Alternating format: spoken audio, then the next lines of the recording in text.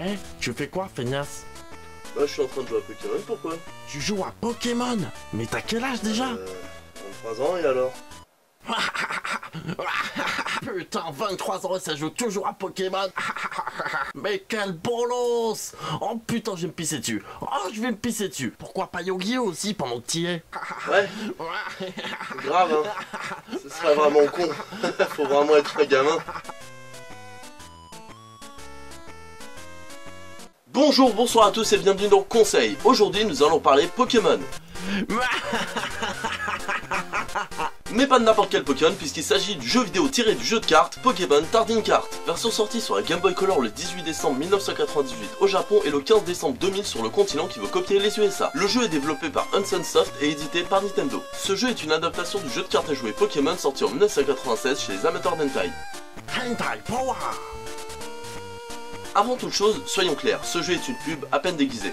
Comme tes vidéos? Chut, faut pas le dire. Mais bon, il faut avouer que c'est une pub qui s'assume pleinement et voyons ce qu'elle donne. Et pour commencer, les défauts. Et on va commencer avec la contrefaçon. Le rival est une pâle copie de Régis, point. Aussi chiant, aussi imbu de sa personne, tu le niques à chaque fois, la même chose.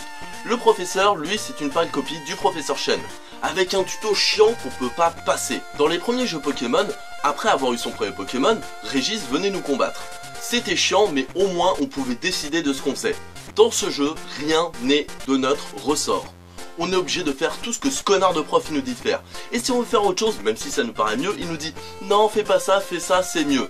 Et putain, c'est long. Ce qui fait que pendant tout le tuto, on est comme ça.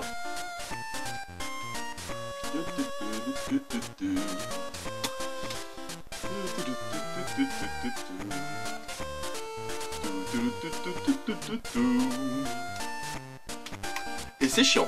Presque aussi chiant que me voir le faire. Pour vous dire. Faut que j'arrête cette blague.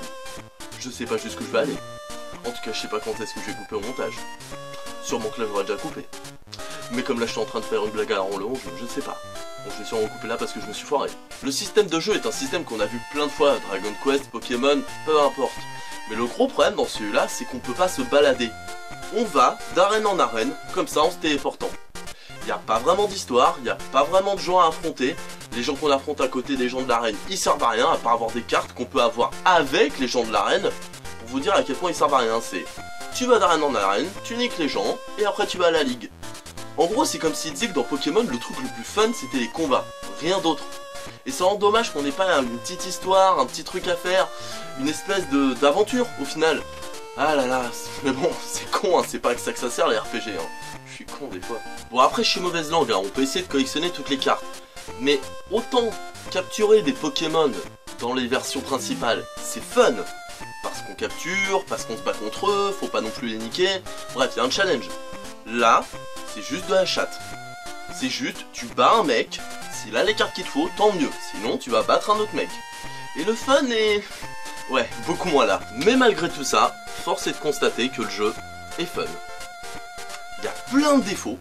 C'est plus limite un DLC en plus qu'on aurait pu mettre à un jeu Pokémon si c'était sur PC ou sur une autre console qu'un vrai jeu. Mais c'est fun, c'est agréable, il y a de bons graphismes, c'est pas non plus de quelque chose de ouf, mais c'est sympa, parce que j'ai joué à pas mal de jeux Yu-Gi-Oh! Mais là-bas c'était des cons.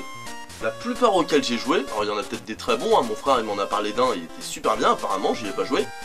Mais alors les jeux Yu-Gi-Oh! La part du temps, c'est des teubés en face.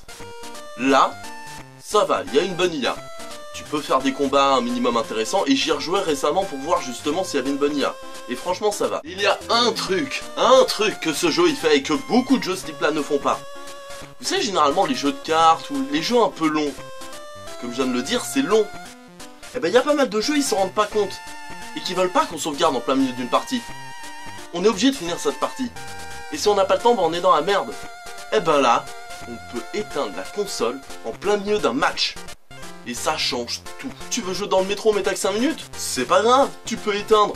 Tu veux jouer avant de dormir mais t'as que 5 minutes? C'est pas grave, tu peux éteindre. Et ça fait vraiment plaisir de pas avoir l'impression d'être dépendant de sa Game Boy. Personnellement, c'était mon premier jeu Pokémon. Parents trop pauvres ou trop cons pour t'acheter un vrai jeu? Ben, vu qu'il s'y connaissait pas, je vais dire trop con.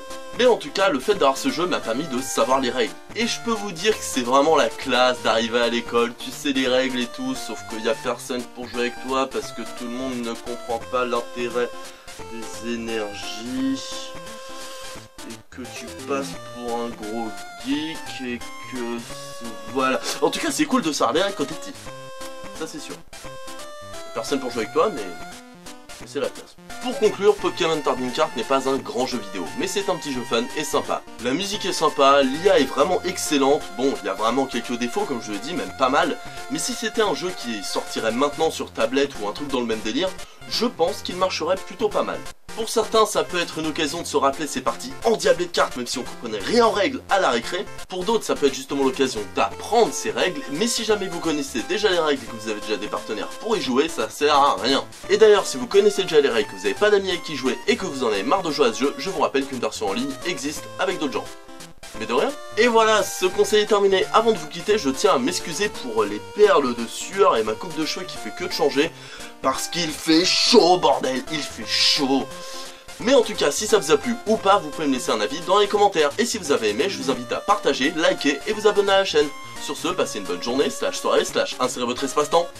Une douche!